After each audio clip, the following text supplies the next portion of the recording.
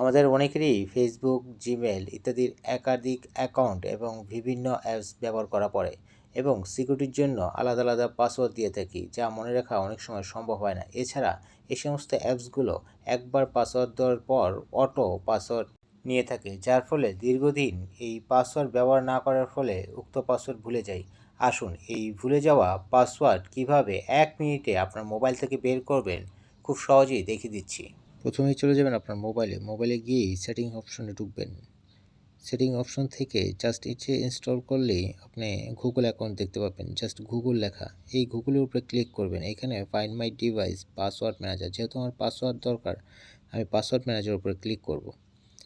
Just এই password manager উপরে click করলেই আপনি কিন্তু আপনার যে সমস্ত অ্যাপসে পাসওয়ার্ড দেওয়া আছে সব শো করবে। যেমন এইখানে ফেসবুক আমার 3টে অ্যাকাউন্ট শো করতেছে। এইখানে আমি আমার ফিঙ্গারপ্রিন্ট দিয়ে আমি ঢুকবো।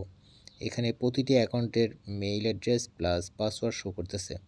আমি এই যে আপনি দেখবেন এখানে চোখের আইকন আছে, এই আইকনগুলোর উপরে ক্লিক করলে আপনি আপনার পাসওয়ার্ডগুলো খুব সহজেই দেখতে পারবেন। এছাড়া পাশে থাকা কপি অপশন থেকে জাস্ট কপি করে নিতে পারবেন। এরকম করে আপনি 3টি ফেসবুক, আপনার যদি 3টে থাকে, 4টে থাকে, 10টি থাকে, সবগুলোরই কিন্তু এখান থেকে বের করতে পারবেন।